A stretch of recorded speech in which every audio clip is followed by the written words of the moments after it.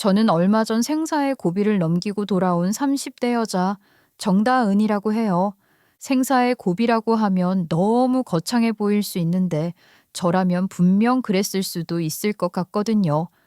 저에게 그런 위협을 한 사람, 놀랍게도 바로 제 동서였습니다. 그때는 너무 놀랍고 화나기만 했는데 요즘 생각하면 이거 고속감 아니었나 싶기도 해요. 너무 저만 아는 얘기를 하는 것 같으니까 바로 이야기 시작해 볼게요. 저는 어릴 때부터 부모님의 걱정 덩어리였어요.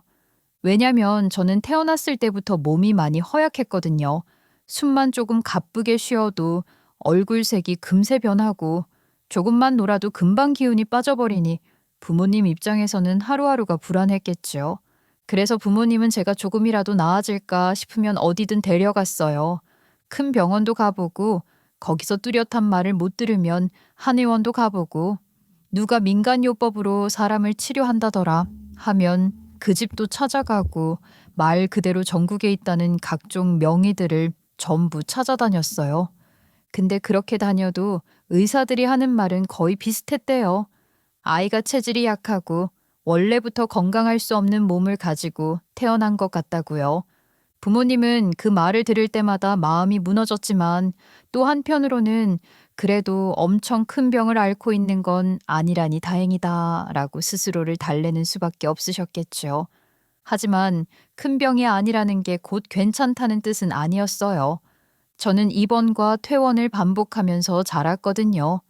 그리고 이유가 명확한 것도 아니었어요. 원인을 알 수 없는 잔병치레들이 계속 저를 괴롭혔어요. 갑자기 복통이 심해지고 멀쩡하다가도 열이 갑자기 너무 많이 나서 병원에 실려가고 그런데 신기하게도 그게 큰 병으로 번지지는 않았고 장기에 이상이 생기거나 수술을 해야 하는 상태는 아니었어요. 그러니까 이유는 모르겠는데 계속 아픈 그런 상태였죠. 그 와중에 이 상황을 가장 크게 받아들인 사람이 있었어요. 바로 외할머니예요. 저는 그때 기억이 없지만 엄마한테 들었거든요. 제가 열이 너무 오르면 정신이 혼미해서 헛소리를 했대요. 그걸 본 외할머니는 바로 단정하셨어요. 얘는 신병 걸린 것 같다고요. 외할머니가 무당신봉자였거든요. 그래서 그런지 제가 아기 때 열이 오르면 엄마랑 외할머니는 거의 매번 싸우셨다지 뭐예요. 아까 애가 막 헛소리를 하는 거 봤지? 다은이 요게 맨날 아픈 거 내가 수상쩍다 생각은 했다. 나는 그냥 열 때문이면 저렇게까지는 안 한다고 봐.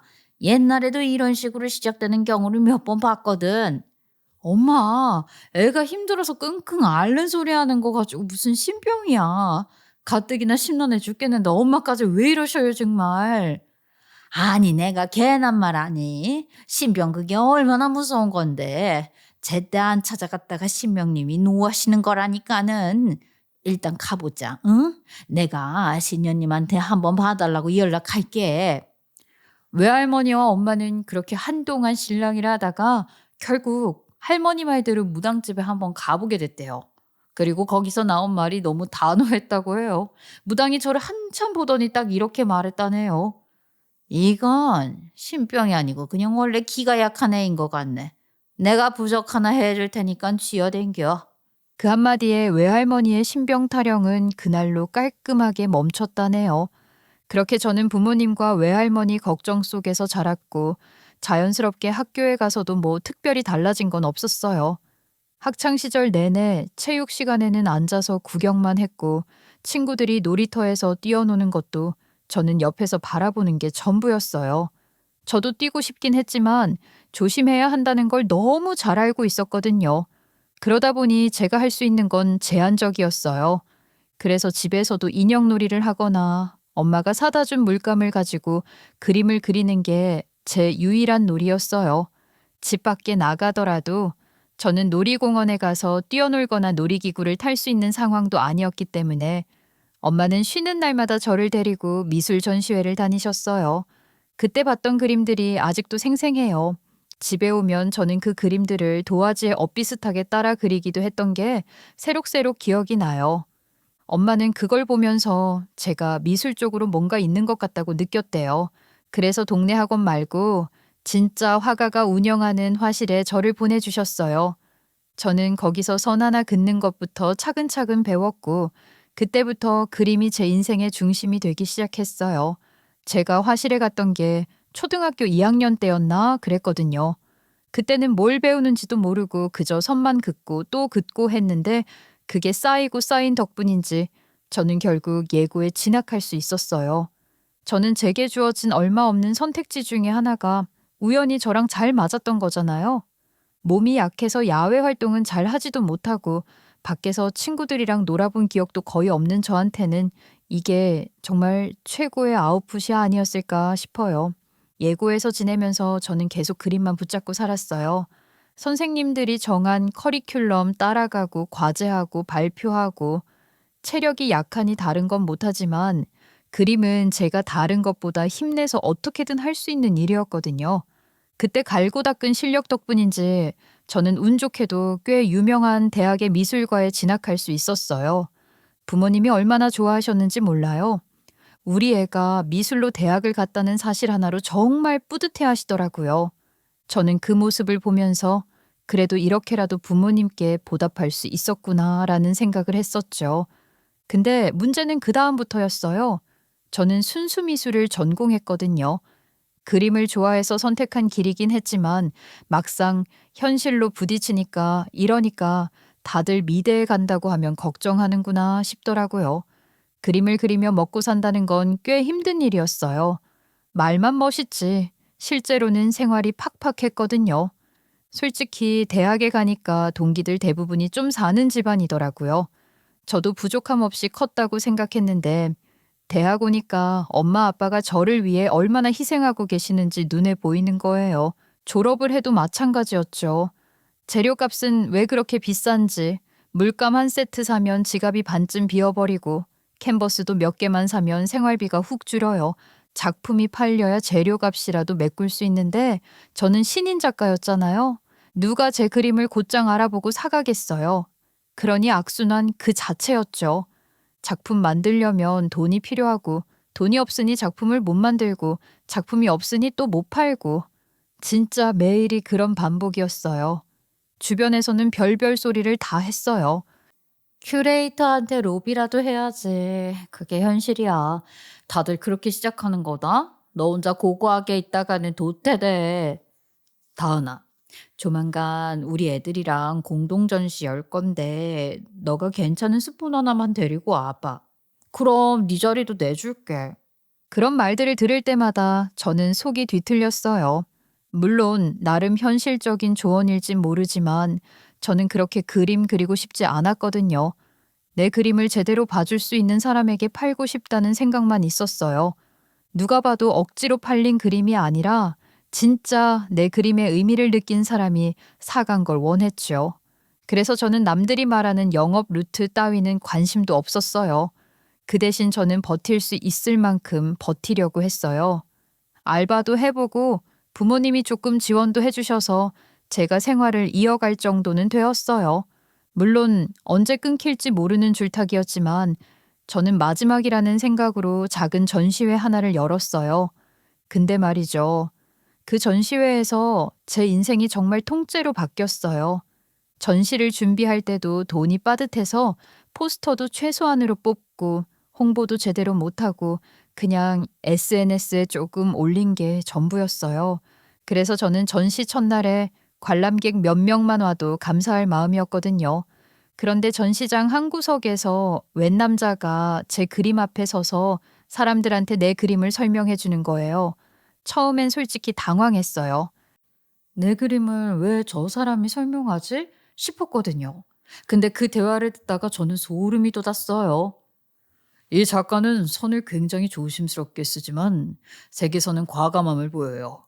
여기 붉은 부분을 보면 감정이 튄다는 게 느껴지죠?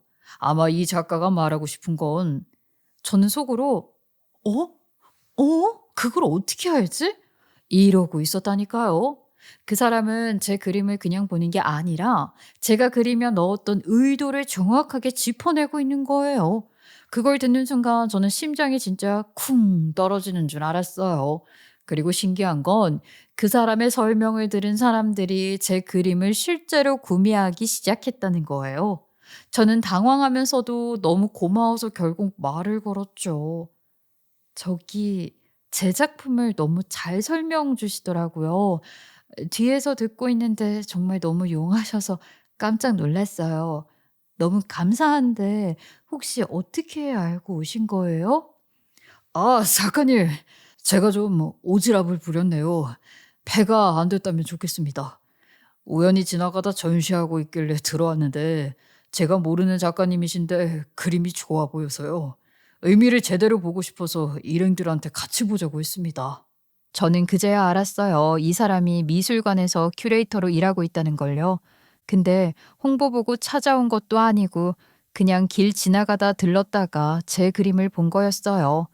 더 놀라운 건 이 사람이 영업의 귀재라더라고요. 업계에서 꽤 유명하대요. 그러니까 이 남자가 제 그림을 설명했다는 자체가 다른 사람들한테 큰 신뢰로 이어졌던 거죠. 저는 고마워서 밥 한번 대접하고 싶다고 했어요. 그랬더니 그 사람이 이러더라고요. 전 그런 거 바라고 그림 설명한 건 아니긴 했는데 비싼 밥 사주실 건가요? 저는 웃음이 빵 터졌고 그렇게 우리는 자연스럽게 밥을 먹으러 갔어요. 그 자리가 모든 걸 바꿨어요. 저희는 그 자리에서 그림 얘기만 몇 시간을 했어요. 대화가 너무 잘 통하더라고요. 저는 어렸을 때부터 부모님 응원을 받고 작가가 되었지만 이 사람은 부모님 반대 속에서도 미술이 좋아서 큐레이터가 됐다는 거예요. 상황은 달라도 둘 다 미술을 너무 좋아했고 생각하는 방식도 비슷했어요. 그렇게 몇 번 더 만나고 연락하고 전시도 같이 보고 그렇게 서로 자연스럽게 이 사람이랑은 평생을 함께 해도 좋겠다 하는 생각을 하게 됐지요. 저랑 남편은 순조롭게 결혼 준비할 줄 알았거든요. 근데 그 착각이 한 번에 깨진 날이 있어요. 시댁에 인사를 처음 드리러 갔던 날이요.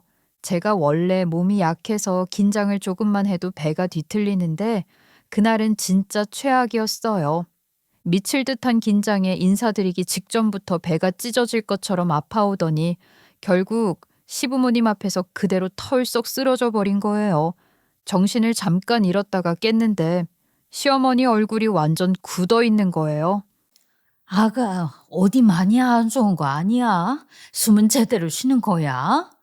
저는 너무 민망해서 얼른 설명했어요. 제가 어려서부터 몸이 약했고 이래서 운동도 못하고 집에서 그림만 그리다가 자연스럽게 미술 전공하게 된 거라고요. 근데 제 설명이 시부모님한테 하기엔 또 영 안 좋은 방향이었던 거예요. 그것도 심지어 우리 시부모님께는요. 몸이 그렇게 허약하면 애는 낳을 수 있겠어? 요즘 딩크인지 뭔지 애 안 낳고 싶어하는 젊은 처자들이 많다던데. 자네도 그런 거 아니야? 그런 몸으로 우리 집안에 들어와서 애는 어떻게 낳겠다는 건가? 지훈이 너 엄마 아빠가 어떤 여자 데리고 오라고 했니? 아들 순풍순풍 잘 낳아줄 그런 여식 데려오라고 했더니 이렇게 파리한 애를 데려오면 어떡해? 이봐요, 아가씨. 헛걸음하게 해서 미안한데 우린 아이 못 낳는 며느리는 안 받아줘. 진짜 그 순간 숨이 턱 막히는 느낌이었어요. 제가 약한 건 맞지만 그렇다고 장기나 그런 데 문제가 있는 건 아니거든요. 임신이 완전히 불가능한 것도 아닌데 저는 평생을 걸고 남편을 사랑해서 결혼하고 싶은 건데 그걸 아이 생산 가능 여부로 판단한다는 게 너무 억울했어요. 그래도 저는 포기 못했어요. 저는 울고불고도 아니고 그냥 무릎을 꿇어버렸어요. 저 어머님 아버님 오늘 이런 꼴 보여드려서 믿음직스럽지 않으시겠지만 그래도 제가 큰 병도 없고 장기도 건강해요. 그리고 무엇보다 지훈 씨가 너무 좋습니다. 저희 결혼하게 해주세요. 아이도 잘 낳을 수 있게 노력해 볼게요. 근데 시댁은 한 발짝도 안 물러났죠. 눈앞에서 쓰러지는 모습을 보여드리고선 나 생각보다 건강하다 하는데 누가 믿겠냐고요. 그런데요, 그런 페널티를 논하지 않더라도 그 집은 진짜 장남 중심이라는 말이 너무 잘 어울렸어요. 재산이며 뭐든 전부 장남에게 가고 장남이 대를 이어야 한다는 전통을 목숨처럼 붙들고 있더라고요. 며느리 직업, 집안 능력, 그런 건 전부 부수적이래요. 결국 필요한 건 아이를 많이 낳아줄 며느리인데 저는 조건에서 탈락이라는 거죠. 남편은 옆에서 계속 변호했어요. 어머니 아버지, 제발 다은이 정말 좋은 애예요. 저랑 만난 뒤에는 잔병 치레도 안 했어요. 건강도 분명 관리하면 큰 문제 없을 거라니까요. 그리고 이 사람 회사원도 아니라서 자기 컨디션 조절을 얼마나 잘할 수 있는데요. 근데 대답은 똑같았어요. 컨디션 조절 잘하는 사람이 인사하러 와서는 쓰러져. 말도 안 되는 소리 말아라. 네 결혼이 장난이야. 좋은 것도 한때다. 너 장남이면은 멀리 멀리 내다봐야 할 거 아니니? 뭔 말을 해도 제가 죄인이더라고요. 왜 하필 그때 쓰러져 가지고는. 근데 사랑이라는 게 참 이런 벽을 만나도 이상하게 더 붙잡고 싶어지더라고요. 저랑 남편은 그 뒤로 매일 같이 시댁에 갔어요. 말 그대로 매일이요. 남편이 손잡고 끌고 가서 문 두드리면 시어머니는 문턱에서 돌아가라 하시고 저는 그 앞에서 죄송하다고 잘해보겠다고 진심으로 말씀드리고 그렇게 며칠을 반복하다가 어느 순간부터 저는 나를 보여줘야겠다는 생각이 들었어요. 건강이 약하다고 하지만 그래도 할 수 있는 건 해봐야 한다는 마음이랄까. 제가 그 정도로 약한 사람은 아니라는 걸 보여줘야겠더라고요. 그래서 시댁에 찾아갈 때마다 마당이랑 집안 청소를 제가 도맡기 시작했어요. 시댁이 마당 딸린 2층 집인데 마당도 엄청 넓거든요. 거기 낙엽도 쓸고 집에 들어가서는 시부모가 키우는 고양이 모래도 갈아주고 창고도 정리하고 시어머니는 처음엔 말렸어요. 아니, 너가 이걸 왜 해? 시키지도 않은 짓 하지 말아라. 그러면 저는 그냥 해맑게 웃으면서 제가 좋아서 한다고 예쁘게 말씀도 드려보고 어느 날은 제가 먹고 좋았던 영양제들 자세하게 브리핑해드리고 그런 짓을 몇 번이나 반복하다 보니까 시어머니 표정이 조금씩 풀리는 게 느껴지더라고요. 하긴 아무리 결혼이라는 걸 하고 싶다고 해서 그런 허드렛 일을 아무렇지 않게 해낼 수 있는 여자가 얼마나 되겠어요? 다들 반대하면 더럽고 치사해서 결혼 안 한다고 서로 싸우기 마련인데 저는 매일 남편 손잡고 가서 어떻게든 마음 돌리려 했으니까 어느 순간 그런 저의 노력을 기껍게 봐주시더라고요. 그리고 신기하게도 며칠 뒤부터 시어머니가 제가 마당 쓸던 빗자루를 뺏어 들고는 이렇게 말했어요. 됐다. 이제는 그만해. 알았다, 알았어. 그만하면 됐다. 그 말이 결혼 허락이라는 걸 눈치챘어요. 아버님도 팔짱 끼고 계시다가 헛기침 한번 하시더니 이렇게 한마디 하셨어요. 새아가가 기운이 없는 줄만 알았더니 근성이 있구만. 그때 남편이 제 손을 꼭 잡았는데 손이 미친 듯이 떨리더라고요. 아마 저보다 더 애 같았던 모양이에요. 그렇게 저희는 무사히 시댁의 허락을 받았어요. 시댁에서 결혼 허락을 받고 나니까 그제야 비로소 도련님 여자친구를 만날 수 있었어요. 그 전까지는 그림자도 못 봤거든요. 알고 보니까 둘이 고등학생 때부터 15년을 연애했다는 거예요. 군대도 기다리고 어학연수도 기다리고 거의 결혼한 부부처럼 붙어 살았다는데 우리 남편이 결혼을 안 해서 둘이 결혼을 못하고 있었다는 말을 듣고는 제가 괜히 민망하더라고요. 이 집안은 뭐랄까 진짜 독특해요. 첫째가 결혼하기 전에 둘째가 먼저 결혼하면 안 된다 그런 집 있잖아요. 사실 저도 얘기만 들어봤지 진짜 그걸 고수하는 집은 처음 봤거든요. 요즘 누가 그렇게 해요. 다 시기가 있는 건데 도련님 나이가 적은 것도 아니고요. 근데 이런 집이 아예 없는 건 아니니까 제가 이런 걸로 독특하다고 하면 좀 그렇죠. 이게 끝이 아니라 사실 저희 결혼 반대 받았을 때 들었던 거의 연장선인데요. 무슨 여자에게는 재산을 절대 안 물려준다고 하더라고요. 집안 재산은 무조건 남자에게만 준다. 예전에 여자가 재산을 물려받았다가 쫄딱 망할 뻔한 적이 있는데 조상님이 어쩌고 미신이 저쩌고 시어머니가 설명해 줬는데 솔직히 저는 기억이 잘 안 나요. 도대체 무슨 말인지 너무 난해했거든요. 결론만 말하면 이거예요. 집안 재산은 무조건 장남의 손에서 장남의 아들로 향한다는 거죠. 만약 장남이 딸만 낳으면 그럼 그 다음 둘째 아들의 아들에게 넘어가고 집안에선 그냥 제일 큰 아들이 무조건 재산 계승자라는 거죠. 그리고 이번에는 그게 우리 남편 차례였던 거고요. 다행인지 아닌지 시댁에 딸은 없긴 한데요. 이런 터무니없는 규칙이 있는데도 시댁 재산은 또 꽤 넉넉하다는 거예요. 선산도 있고 지방에 땅도 여러 곳 있고 그래서 남편과 도련님이 찍소리 못 내고 살았나 봐요. 그렇게 말 잘 듣던 남편이 미술관 큐레이터 한다며 반항이라는 걸 했을 때 시댁이 난리를 쳤다는 것도 이해는 가요. 그때 뭐가 부족한 게 있어서 사업을 안 하고 기집애처럼 미술관에서 일하냐 어쩌냐 했다고 하는데 남편이 참 힘들었겠다 싶더라고요. 근데 그런 집안에서도 15년 동안 도련님 옆을 지킨 동서는 진짜 대단한 사람이더라고요. 제가 처음 인사했을 때 제 손을 꼭 잡고는 그러는 거예요. 형님, 정말 감사해요. 형님 아니었으면 저희는 또 몇 년을 더 기다렸을지 몰라요. 아니, 아주버님이랑 형님 보니까 허락 못 받았으면 아주버님 평생 결혼 안 하셨을지도 모르겠다니까요. 그래서 포기 안 해주셔서 너무 고맙고, 저 형님이랑 정말 잘 지내고 싶어요. 그 말이 너무 순수하게 들리고 그 웃음도 너무 예쁘더라고요. 저도요. 저도 너무 기뻐요. 곧 형님 동서 될 사이인데 지금부터 친하게 지내요. 사실 며느리의 마음은 며느리만 아는 거잖아요. 이상한 전통 많은 집안에서 서로 의지하면 얼마나 든든하겠어요. 저는 동서랑 진짜 친구처럼 지낼 수 있을 거라 믿었어요. 그리고 저희는 결국 결혼을 했고 딱 1년 뒤 도련님 커플도 드디어 결혼을 하게 됐어요. 그렇게 기다리던 결혼인데 왜 또 1년이나 미뤘냐 하면은 뭐 또 시댁의 이상한 규율 때문이었지요. 둘째가 바로 결혼을 하면 안 된다나 뭐라나. 아무튼 그렇게 결혼하고 나니까 집안에 비로소 평화가 찾아왔다 싶었습니다. 근데 그게 말도 안 되는 착각이었어요. 제가 그때 알았으면 얼마나 좋았을까요? 앞으로 올 폭풍을요. 결혼하고 나서 시댁이라는 집을 하나둘 겪어보니까 정말 놀라울 정도로 장남 중심이더라고요.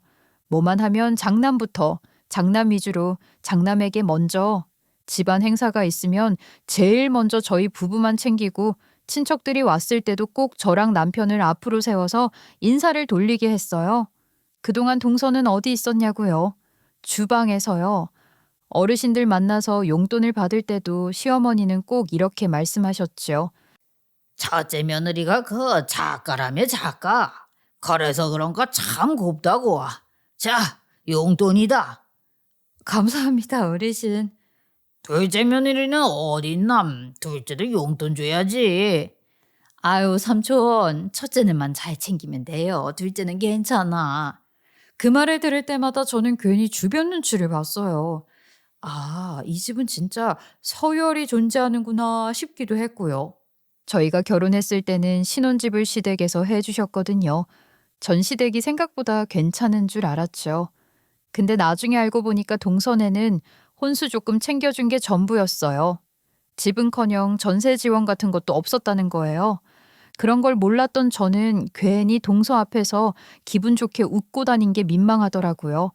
그렇게 서서히 저와 동서 사이에 말하지 않아도 알 수 있는 금 같은 게 생기기 시작했어요. 그러던 어느 날 동서가 조심스레 저를 불러서 얘기를 하더라고요. 평소랑 다르게 말투가 조금 묘했어요. 그때 느낌이 딱 왔어요. 심상치 않은 말을 하겠구나. 형님, 저 사실 좀 서운해요. 형님은 이렇게 많이 받아가시는 동안 저희는 아무것도 못 받았단 말이에요. 솔직히 말하면 형님이 너무 욕심내서 가져가신 거 아닌가 싶어요. 조금이라도 나눠줄 수 있지 않아요? 그렇게 생각했구나. 근데 나 정말 동서네가 아무것도 못 받았는지 몰랐어. 나는 동서랑 서방님이 15년이나 만났고 시댁이랑도 오래 봤으니까 당연히 집 정도는 해주신 줄 알았어. 진짜야. 왜냐면 저는 시댁 사정을 전혀 몰랐거든요. 그냥 당연히 형식적으로 다 해준 줄 알았죠. 돈도 있으신 분들이 둘째라고 이렇게 야박하게 구실 거라고는 상상도 못했으니까요. 둘째여도 자기 아들이고 며느리잖아요. 이렇게 차별이 있을 줄은 상상도 못했어요. 그리고 동서가 이어서 한 말이 더 충격이었어요. 저는요, 시댁에서 부르면 거의 무조건 가야 해요. 일 있다고 하면 욕을 그렇게 먹어요. 형님은 그런 적 없으시죠? 형님한테는 절대 안 그러시잖아요. 저는 그제야 확 이해됐어요. 왜 동서 표정에 서운함이 쌓여 있었는지, 왜 점점 저를 피하는지 같은 거요. 심지어 동서는 꽤 능력 좋은 통번역가였거든요. 그래서 일을 하느라 바쁜데도 일 때문에 못 간다고 하면 시어머니에게 욕을 그렇게 먹었다는 거예요. 반면 저는 결혼 허락받은 뒤로 시어머니가 단 한 번도 저한테 큰 소리 내신 적이 없었거든요. 그래서 그날 이후 저는 정말 조심스럽게 시어머니께 말씀을 드렸어요. 신중하게 단어를 골라가면서 혹시 기분 상하실까봐 몇 번이나 머릿속에서 정리하고 또 정리했죠. 어머니, 제가 요즘엔 작품 일정도 널널하게 잡았고 시간 조율에 더 자유로운 편이니까요.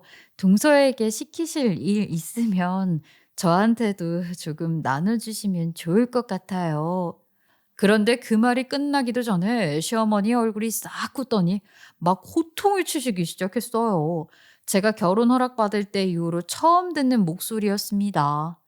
너는 쓸데없는 소리 말아라. 뭔 관리나 열심히 해서 하루빨리 아이 가질 생각이나 하지? 일은 무슨 일이야? 첫째 며느리는 그딴 허드렛 일에 낄 필요 없다. 장남이랑 맏며느리는 계속 좋은 것만 보고 좋은 것만 먹고 애 가질 노력하는 게 제일 큰 효도야. 그 말이 진짜 이상했어요. 말은 분명 저를 위한다는 내용인데 듣는 느낌은 하나도 따뜻하지가 않은 거예요. 마치 벽이 하나 딱 세워지는 느낌이랄까.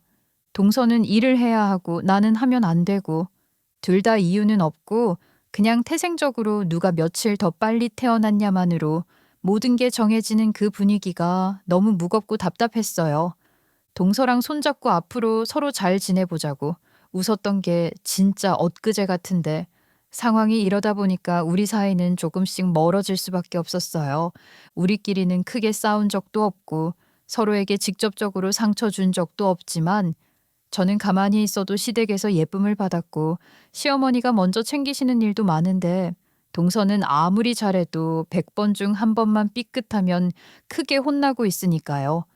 우리가 왜 이렇게 됐지 싶은 아쉬움도 컸고 그렇다고 내가 뭘 잘못했나 싶으면 그것도 아니고 그런데 미안함은 있으니까 나날이 답답해지는 거 있죠? 시어머니께 동서일을 조금 나눠서 맡고 싶다고 말했던 것도 결국 거절당했고 아무리 생각해도 답이 안 나와서 저는 동서에게 직접 물어보기로 했어요. 언제부터 이런 취급을 받았던 거냐고요. 저는 결혼 전부터 시부모님 비위를 맞추긴 했지만 몸이 허약하다 보니까 믿음을 드릴 필요가 있었던 거였고 동서는 능력도 있고 당당한 사람이잖아요. 그래서 더 궁금했어요. 만약 제가 동서였다면 결혼 전부터 이런 분위기면 결혼 생각 접지 않았을까 하는 생각이 들었거든요. 근데 동서는 제 질문을 듣자마자 얼굴이 굳었어요. 형님은 모르시겠죠? 형님이 가운데서 이익만 챙겨가니까 이렇게 된 거잖아요. 원래부터 이런 분위기는 아니었어요. 나 때문이라고 생각하는 거야? 나는 솔직히 동서가 무슨 얘기하는지 정말 잘 모르겠어. 내 어떤 점이 그렇게 보였는지 설명해 줄 순 없는 거야? 나는 동서를 일부러 힘들게 하려고 한 적은 단 한 번도 없었어. 근데 제 말이 닿기 전에 이미 동서 마음은 다른 방향을 보고 있는 느낌이었어요. 저를 보는 눈빛이 예전처럼 따뜻하지 않고 오래된 서운함이 차갑게 굳어 있는 느낌. 그러니까 더 미안해졌어요. 제가 의도하지 않아도 제가 편하게 지낼수록 동서는 힘들어졌다는 사실이 느껴져서요. 게다가 시댁에서는 동서에게 임신까지 미루라고 하시는 거예요. 제가 먼저 임신을 해야 하니까요. 그 얘기를 들었을 때 전 얼굴이 화끈거릴 정도로 민망했고 솔직히 너무 당황했어요. 임신이 무슨 누가 먼저 하고 싶다고 할 수 있는 것도 아니잖아요. 그런데 심지어 저랑 남편은 결혼 후로 정말 꾸준히 노력하고 있었거든요. 결혼 후 1년, 2년이 지날수록 아무 소식도 없으니 저도 조바심이 나던 때였거든요. 그러니 시댁에서 아직도 소식 없냐고 물을 때마다 얼마나 심장이 떨리던지요. 그런데 이게 자꾸 잘 안 되니까 결국 시댁에서 동서네까지 단속을 하고 나서신 거죠. 그래서 그 얘기를 듣는데 동서 눈을 못 마주치겠는 거예요. 동서는 전부터 아이를 정말 좋아한다고 했거든요. 애는 꼭 셋은 낳고 싶다고 가볍게 말하곤 했는데 정작 본인은 제 상황 때문에 임신 계획을 미뤄야 한다는 게 얼마나 억울하고 속상하겠어요. 그러던 어느 날 마침내 우리 부부에게 아이가 찾아와 줬습니다. 기도 덕이었을까요? 산부인과에서 아기집 확인했을 때는 너무 기뻐서 저도 모르게 눈물이 찔끔 날 정도였어요. 저랑 남편은 신나서 바로 시댁에 알렸고 시어머니는 손뼉까지 치며 잘했다. 이제 아들만 낳으면 돼. 라고 하셨죠. 성별은 제가 정할 수 있는 것도 아닌데 바보 같게도 그래 아들 낳아야겠다는 생각까지 했어요. 저도 임신해야 된다고 스트레스를 꽤 받았었나 봐요. 그런데도 그 와중에 동서 생각하면서 제가 아들을 낳아야 동서도 더 이상 스트레스 안 받고 저 때문에 더 험한 거 당할 일도 없을 것 같아서요. 그게 얼마나 터무니없는 생각인지 알면서도 그때 저는 그냥 그렇게라도 모두가 편해지면 좋겠다고 생각했어요. 그렇게 저는 몸 요양하면서 집에서 지내고 있었는데요. 입덧이 심해서 물감 냄새만 맡아도 속이 울렁거리더라고요. 그래서 제 몸이랑 아이 생각해서 화끈하게 잠깐 붙드는 건 미뤄두기로 했습니다. 그리고 정말 오랜만에 동서에게서 연락이 왔어요. 뒤늦게 임신 소식을 들었다며 축하한다는 말과 함께 갑자기 월차까지 내고 우리 집에 와서 밥을 해주겠다는 거예요. 동서, 아니야, 괜찮아. 동서는 내 걱정 말고 일 마저 해. 어머님이 시켜서 그러는 거면 그냥 외식하자. 사실 나 요즘 입덧 때문에 밥 잘 못 먹거든. 동서 고생하는데 아깝잖아. 내가 말 맞춰줄게. 형님, 그게 아니라요. 제가 요즘 애 생각에 형님한테 심술을 많이 부린 것 같아서요. 형님 무사히 임신하셨다고 하니까 제가 했던 행동들이 뒤늦게 너무 창피하네요. 사과하는 마음으로 정성껏 차려드리고 싶어요. 조금만 드셔도 되니까 제발 받아주시면 안 될까요? 그 말을 듣는데 마음이 참 이상했어요. 동서가 솔직히 사과를 하니까 다행이다 싶으면서도 어딘가 미묘하게 찝찝하더라고요. 하지만 동서가 먼저 화해의 손길을 내밀었으니 저도 받아주는 게 예의겠죠. 그래서 알겠다고 했습니다. 그리고 몇 시간 뒤에 초인종이 울리더니 동서가 장바구니에 잔뜩 사서 들고 들어오더라고요. 손에 봉지가 몇 겹씩 걸려 있어서 잠깐 놀랐어요. 동서 와줘서 고마워. 그런데 뭐 이렇게 많이 샀어? 제가 처음 대접해드리는 건데 솜씨 좀 보여드려야죠. 형님은 주방에 오지 말고 그냥 앉아 계세요. 그래도 될까? 요즘에 입덧이 심해서 냄새를 잘 못 맡거든. 고마워, 동서. 그렇게 저는 소파에 앉아서 주방 쪽을 바라보고 있었는데 동서가 분주하게 왔다 갔다 하는 모습을 보니까 괜히 마음 한구석이 조금 이상했어요. 사과한다고 찾아온 거니까 고맙긴 했지만 그래도 뭐랄까 말로 설명하기 어려운 이상한 느낌이 들더라고요. 왜냐면 그동안 동서가 저한테 심술을 부린 건 임신 때문이 아니었거든요. 애 못 가진다고 저를 뭐라 한 적은 단 한 번도 없었어요. 오히려 동서는 늘 형님이 다 받아가는 것 같다며 엉뚱한 데서 서운함을 터뜨렸었죠. 그러다 보니 이렇게 한가득 장을 보고 와서 요즘 애 때문에 심술 냈다고 밥을 해주겠다는 게 의심은 아니지만 사람이 하루아침에 이렇게 바뀌면 누구라도 조금은 어색하지 않겠어요. 그래도 몸이 힘드니 별 생각 없이 그냥 기다렸어요. 주방 냄새가 거실까지 들어오길래 담요를 코까지 덮고 멍하니 동서가 움직이는 것만 보고 있었죠. 한참 지나고 나니까 식탁에 반찬이 줄줄이 올라오기 시작했어요. 찜부터 나물, 전, 볶음, 제가 평소 좋아한다고 했던 것들만 골라서 해온 것 같더라고요. 이게 계속 늘어나더니 거의 십첩반상이 됐더라고요. 형님, 오늘은 제가 정말 마음 담아서 했어요. 형님 이거 드시면 진짜 힘날 거예요. 잘 드시고 순산하셔야죠. 동서, 뭘 이렇게 많이 했어? 다 내가 좋아하는 거네? 정말 고마워. 나도 최대한 먹어볼게. 동서가 이렇게 해주는데 안 먹을 수가 없지. 그렇게 동서가 웃으면서 국을 들어 자리에서 일어났는데 뭔가 이상하게 밥그릇이 신경 쓰였어요. 생각보다 양이 많기도 하고 그냥 왠지 바꾸고 싶은 거예요. 이런저런 생각이 스쳐서 저는 밥그릇을 동서 자리 쪽 거랑 살짝 바꿔놨어요. 이유를 확실히 말하라면 말을 못하겠어요. 그냥 그때는 그렇게 해야겠다 싶었어요. 몸도 힘들었고 머리도 복잡하고 그랬거든요. 동서가 다시 앉고 저는 밥을 한 숟가락 떠서 먹어봤는데 역시 속이 금방 울렁거리더라고요. 그래도 성의가 있으니 깨작깨작 먹고 있는데 동서가 그러더라고요. 형님, 밥은 꼭 드셔야 해요. 반찬은 못 드셔도 밥은 먹어야 힘나요. 알겠어. 조금씩 먹어볼게. 그런데 진짜 문제는 그 다음이었어요. 5분 정도 지났을까? 동서가 갑자기 숨을 킥킥거리기 시작한 거예요. 처음엔 음식을 잘못 삼켰나 했는데 점점 숨소리가 심해지더니 얼굴이 차갑게 질리는 게 보여서 저는 바로 몸을 일으켰어요. 동서 왜 그래? 잠깐만 기다려봐. 물 줄게. 형님, 형님 혹시 밥 바꿨어요? 갑자기 밥은 왜? 바꿨어요? 밥그릇 바꾼 거냐고요? 그제야 저는 동서 얼굴색이 파랗게 변하고 있는 걸 봤어요. 순간 등에서 식은땀이 주르륵 흐르더라고요. 저도 모르게 왠지 변명처럼 말을 하기 시작했죠.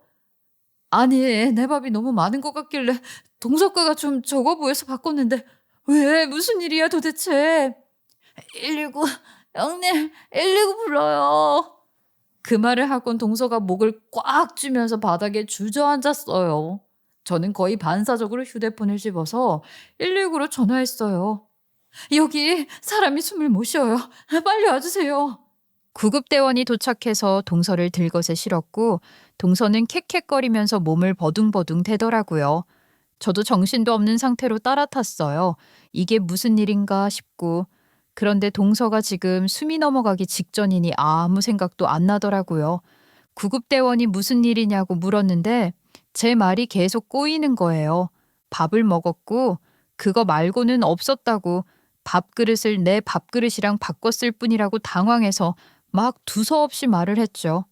그때 거의 끊어질 듯한 목소리로 동서가 구급대원 쪽으로 손을 뻗었어요. 아나필락시스. 저는 알아듣지도 못할 말이었는데 구급대원은 동서 얘기를 듣고 급하게 주사를 놓더라고요. 그리고 올바른 처치였는지 동서의 호흡이 조금씩 안정되는 게 보였죠. 저도 그제야 좀 안심할 수 있었습니다. 응급실에 도착하고 나서야 동서는 조금씩 숨이 안정돼서 검사를 받으러 들어갔고 저는 그제야 떨리던 손을 겨우 붙잡고 시부모님께 먼저 연락을 드렸어요. 남편이랑 도련님은 일하는 중이었으니까 갑자기 전화해서 심란하게 만드는 것보단 시부모님께 먼저 알리는 게 맞겠다 싶었거든요. 큰일은 아닌 것 같다라고 최대한 진정된 목소리를 내보려고 했지만 제 속은 여전히 덜덜 떨리고 있었어요.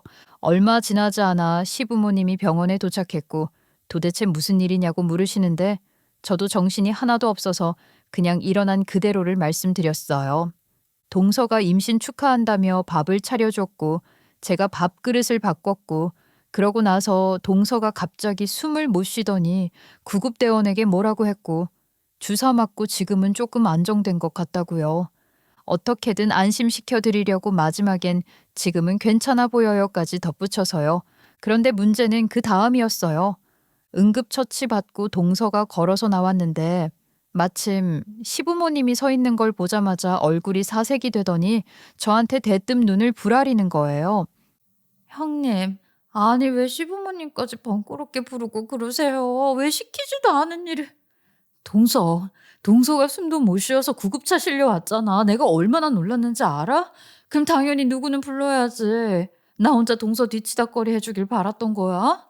사람이 죽다 살아난 주제에 첫 마디가 그거라는 게 너무 어이없어서 저도 이제는 점점 열이 올라오더라고요.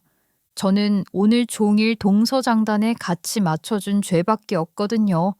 밥 차려준다길래 거절했는데 자기가 화해하잡시고 밥 차려놓고 그 밥 먹고 동서가 쓰러지고 저는 접수부터 수납까지 다 도와줬는데 나오는 말이 또 불만이라니. 그래서 저도 결국 따져 묻고 싶은 걸 그대로 말했어요. 동서, 그럼 나도 하나 물어보자. 내 밥에 도대체 뭘 탄 거야? 뭘 탔길래 내가 먹었어야 할 밥 먹고 동서가 이렇게 된 건데. 동서는 그 말에 눈이 동그래지더니 우물쭈물하기만 하고 아무 말을 안 했어요. 말해. 나 이거 그냥 못 넘어가. 내가 그 밥 먹었으면 내가 동서 같은 꼴 났던 거 아니야? 지금 내 뱃속에 아직 쌀알 만큼도 안 된 애가 있는데 나한테 도대체 무슨 짓을 하려고 한 거냐고. 이때 시부모님도 제 목소리에 놀랐는지 조용히 저를 보셨어요. 평소에 저는 늘 지고지순하고 순종적인 맏며느리였으니 이런 모습을 처음 보고 놀라셨겠지요. 막상 제 뱃속에 아이가 있다고 생각하니까 모성애라도 발동했는지 큰 소리를 오랜만에 낸 것 같아요. 동서가 얼버무리며 책임을 피하려는 걸 보는 순간 속에서 뭔가 확 치밀어 올랐거든요. 동서가 입술을 달싹거리며 변명을 찾으려 하는 찰나 간호사가 진단서를 들고 와서 동서에게 건네줬어요. 아마 보험 처리하려고 신청했던 모양이었어요. 그러면서 간호사가 앞으로 알레르기 있는 음식은 꼭 조심해서 드세요. 라고 말하고 갔죠. 동서는 그 말을 듣자마자 그 서류를 허겁지겁 접어서 숨기려 했고 저는 그 행동 자체가 너무 수상해서 그대로 손을 뻗어 진단서를 확 낚아챘어요. 알레르기? 동서, 무슨 알레르기가 있는데? 진단서에는 딱 적혀 있었어요. 율무 알레르기 반응. 제가 고개를 든 순간 동서의 표정은 완전히 굳었고요. 율무? 동서, 율무 알레르기가 있어? 그 밥에 율무가 들어갔었다고? 왜? 그 말이 끝나자마자 시어머니가 그대로 동서 뺨을 내리쳤어요. 정말 병원 한복판에서 빡소리가 날 정도였어요. 이년이 미쳤나 감히 임산부한테 율무를 먹여? 주변 사람들도 놀랄 법한데 아무도 시어머니를 말리지 않았어요. 오히려 다들 동서 쪽을 이상하게 쳐다보더라고요. 저는 그 분위기에서 율무에 왜 저렇게 난리인가 했지만 대놓고 묻는 것도 이상할 것 같아서 그냥 조용히 핸드폰을 꺼내 검색을 했어요. 그런데 임산부가 율무를 먹으면 자궁 수축이 생길 수 있고 잘못하면 유산까지 이어질 수 있다는 거예요. 그래서 임신 중에는 절대 먹이면 안 되는 재료라더라고요. 저는 충격이 너무 커서 말이 잘 안 나오더라고요. 화도 났고요. 아니 소름이 끼쳤던 것 같아요. 동서, 아니 도대체 왜 이런 짓을 한 거야? 다 알고 한 거잖아. 그치? 제가 그렇게 묻자 동서가 눈을 부릅뜨고 저를 노려보면서 소리를 치기 시작하더라고요. 목소리가 완전히 실성한 듯이 뒤집혀 있었어요. 왜 했냐고요? 왜 했냐고 묻는 거예요 지금? 가뜩이나 우리 남편이 둘째라서 혜택도 하나 못 받는데 시집살이 다 저 혼자 뺑이치고 그런데 이제는 임신도 마음대로 못하게 하잖아요. 저희한테는 이것저것 하지 말라고만 하는데 형님이 임신하니까 너무 꼴 보기 싫던데요. 형님이 아들을 낳으면 그 아들이 이 집안 재산 다 가져갈 거 생각하면 제가 혈압이 올라서 미쳐버릴 것 같았다고요. 말 자체가 거의 제정신이 아니었어요. 그래서 제가 말을 잇지 못하고 있는데 동서가 또다시 목소리를 높였어요.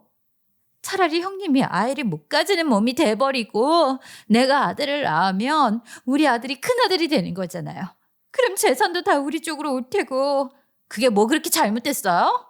빽빽 소리를 지르는 동서 모습을 보는데 정말 현실성이 없었어요. 사람이 얼마나 스트레스를 받으면 얼마나 궁지에 몰리면 이렇게 아기에 가득 찬 생각만 할 수 있게 되는지 이 사람이 정말 저와 제 아이에게 해를 끼치려고 했구나 하는 현실이 너무 무섭게 느껴지더라고요. 그때 시어머니가 갑자기 앞으로 성큼 나와 동서를 거의 밀치듯 바라보며 소리치셨어요. 미쳤니? 너 지금 무슨 소리를 하는 거야? 아무리 재산이 탐이 나도 아무리 네가 억울해도 그렇지 어떻게 임산부한테 그런 짓을 할 수가 있어? 그러길래 애증작의 자식들한테 고루고루 나눠줬으면 됐잖아요. 그놈의 장남, 그놈의 아들. 누가 늦게 태어나고 싶어서 늦게 태어난 줄 알아요? 왜 우리가 평생 손해만 보고 살아야 되냐고요? 그 말을 듣는데 솔직히 말하면 동서가 얼마나 한이 맺혔으면 저런 말까지 하나 싶기도 했어요. 그치만 동시에 제 뱃속에 이제 막 자리 잡은 제 아이에게 해를 끼치려 했다는 사실은 어떤 이해도 할 수 없게 만들더라고요. 그리고 그날 우리 전부 소란스럽다고 병원에서 쫓겨나듯 나왔고요. 그날 결국 시어머니는 동서를 내쫓았어요. 다신 찾아오지 말라고요. 정말 말 그대로 쫓겨난 거예요. 그런데 그렇게 황당하고 어이없게 일이 일단락되고 나니까 뭐랄까 허무하단 느낌이 들더라고요. 그래서 그날 저도 시어머니께 조심스럽게 제 생각을 말씀드렸어요. 어머니, 제가 오늘 이런 일까지 겪어보니까 저도 그동안 너무 방관을 했다 싶어서요. 그동안 서방님네가 아무것도 지원받지 못하고 동서만 일 시키는 거 보는 동안 저도 가만히 있던 건 마찬가지고요. 어머님, 아무리 생각해도 동서한테 하시던 취급은 심했던 것 같아요. 그랬더니 시어머니가 한숨을 길게 쉬시더니 뜻밖의 말을 하셨어요. 그게 아니라 얘야, 걔가 그동안 내 앞에서 네 흉을 그렇게 본 줄 아니? 형님은 집안도 시원찮으면서 미술한다고 돈 얼마나 번다고 유세를 떠느냐? 아주버님 능력 아니었으면 그림 한 장도 못 팔았을 거다. 재산 노리고 집에 들어온 게 틀림없다. 이런 말을 수시로 했다고. 그러니 내가 너한테 말이라도 할 수 있었겠냐? 네?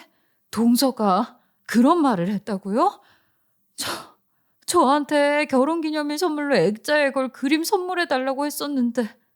내가 그런 말 하지 말라고 여러 번 말했는데 오히려 나한테 따지더라. 왜 내 말을 안 믿냐? 왜 형님 편만 드냐? 하면서 말이지. 그래서 내가 그 아이한테 일을 시킨 것도 벌처럼 준 거였다. 내가 차별한다고 생각했겠지만 사실은 걔 혼낸 거나 마찬가지야. 그 말을 듣는데 너무 복잡했어요. 왜냐면 저는 동서 말만 믿고 우리가 엄청난 차별을 받은 줄 알았거든요. 시어머니는 계속 덧붙이셨어요. 그리고 말이야, 내가 억울해서 이것도 말해야겠다. 그렇게 말씀하시고 설명해 주시는 내용은 정말 충격적이었어요. 그동안 시부모님이 서방님 내에 지원을 하나도 안 한 것도 아니었던 거예요. 집안 대대로 물려져 내려오는 재산은 당연히 장남의 몫으로 정해져 있으니 장남이 가져가겠지만 본인들이 피땀 흘려 일군 재산도 있을 거 아니에요. 그 재산은 둘째인 서방님한테 다 지원을 해줬다는 거였죠. 그렇게 지원받은 돈으로 서방님이 어학연수도 갔다 오셨던 거고요. 물론 그 후로 남은 재산이 동서가 결혼할 때 신혼집을 사줄 정도는 안 돼서 전세금 정도만 보태주실 수 있었다고 해요. 그런데 동서는 저한테는 그 부분을 쏙 빼고 얘기해서 저한테도 심호이간질을 시도했던 거였죠. 그 말을 들으니 저는 그동안 동서가 한 말들을 그대로 믿어버린 제 자신이 너무 부끄럽고 죄송했어요. 그동안 동서가 당한 줄로만 알았는데 사실은 전혀 다른 이야기였던 거죠. 그리고 그 후 시부모님은 저랑 남편 그리고 서방님을 시댁거실로 불러 모으셨어요. 그리고 딱 잘라서 시아버지가 단도직입적으로 말문을 여셨죠. 돌려 말할 것도 없다. 너 네 아내하고 이혼할 게 아니라면 앞으로 우리랑 이제 보고 살 생각 말아라. 서방님을 향해 그 말이 떨어지는 순간 남편이랑 서방님 둘 다 얼굴이 얼어붙었어요. 아버지, 그게 무슨 말씀이세요? 재수 씨랑 무슨 일 있으셨어요? 아버지, 갑자기 왜 이런 말씀을? 둘 다 상황을 전혀 이해하지 못한 얼굴로 시부모님을 바라보고 있었고요. 시어머니가 단호하게 말을 이으셨죠. 네 와이프가 한지, 네 와이프가 네 형수한테 무슨 소리를 하고 다녔는지, 그리고 임신한 형수한테 무슨 짓을 했는지 들으면 아주 깜짝 놀랄 거다. 그리고 시아버지가 하나하나 동서가 저에게 했던 이간질부터 제가 당한 일들까지 전부 설명해 주셨어요. 저한테 설명하라고 하시면 어쩌나 싶었는데 좀 다행이라고 생각하면서 듣고 있었는데 말이 끝나기도 전에 도련님은 벌떡 일어나더니 남편 앞에 무릎을 쿵 하고 꿇더라고요. 바닥에 울리는 그 소리가 진짜 온몸에 소름이 돋을 정도로 크게 들렸어요. 형, 정말 미안해. 나 진짜 몰랐어. 형수님한테 그런 짓을 했다는 건 상상도 못 했다고. 저, 어떻게 해야 할지 모르겠는데, 형, 제발 용서해줘. 제발. 아버지, 제가 집 가서 제대로 혼낼게요. 정말이에요. 지금 사과할 사람이 잘못되지 않았냐? 네 형수가 얼마나 무섭고 힘들었을지 생각도 안 들어. 그러니까 서방님이 갑자기 제 쪽으로 돌아와서 두 손을 바닥에 짚고 고개를 깊이 숙였어요. 형수님, 정말 죄송합니다. 제가 죄인입니다. 제발 한 번만 용서해 주세요. 제가 잘못했습니다. 도련님 목소리가 떨리는데 울음이 섞여서 단어가 제대로 이어지지도 않더라고요. 그렇게 비는 걸 보니까 서방님 마음을 알겠더라고요. 이혼할 생각은 없다는 걸요. 그러자 남편의 얼굴이 딱 굳더라고요. 남편은 더 이상 동서를 보고 싶지 않다고 했고, 만약 서방님이 이혼할 생각이 없다면 앞으로 집안 행사에는 올 생각 말라고 딱 잘라 말하더라고요. 듣는 저도 가슴이 철렁할 정도였어요. 그만큼 이 일이 선을 넘어버렸다는 뜻이겠죠. 서방님은 정말 오래 고민한 사람처럼 보였어요. 15년을 함께한 사람이니까 어느 쪽을 선택하든 마음이 찢어졌을 거예요. 그래도 결국 서방님은 동서와 이혼하지 않겠다는 쪽을 선택하더라고요. 둘의 우정인지 지고지순한 사랑인지 모르겠지만 이날 본 도련님의 표정을 아마 잊기 힘들 것 같습니다. 그리고 그 선택의 대가가 아주 명확히 주어졌어요. 시부모님은 서방님 부부에게 더 이상 이 집안과 엮이지 말라고 오늘을 기준으로 모든 가족 행사에서 빼겠다고 하셨어요. 조용했지만 정말 날카로운 결단이셨어요. 그렇게 서방님은 동서와 함께 집안에서 거의 쫓겨나다시피 하게 됐지요. 그렇게 서방님은 그나마 챙길 수 있었던 시부모님의 재산도 모두 놓치게 됐고요. 시아버지가 대대로 내려오는 재산은 물론이고 두 분이 살아오면서 모아온 재산에서도 이제 서방님 몫은 없어진 거죠. 그 말을 들으면서 저는 사람이 욕심을 조금씩 부릴 수는 있지만 그 욕심이 너무 커져버리면 결국 이렇게 모든 걸 잃게 되는구나 싶었어요. 그날 이후로 시댁이 좀 텅 비어버리긴 했지만 그만큼 저도 시부모님이랑 더 애틋해진 것 같아요. 처음엔 그렇게 반대를 하셨던 두 분이 저도 모르는 사이에 동서의 이간질도 믿지 않고 절 지켜주고 계셨다는 걸 알게 되니까 제가 더 잘해드리고 싶더라고요. 그래서 저 출산까지 태교 열심히 해서 건강하고 사랑스러운 아기 안겨드리려고요. 그게 두 분께는 최고의 효도라고 하니까요. 우리 아기는 힘겨운 싸움 견디고 지켜진 아이이니 분명 건강하게 태어날 거라 믿습니다. 여러분께서도 응원해 주신다면 정말 감사할 거예요. 지금까지 제 얘기 들어주셔서 감사합니다.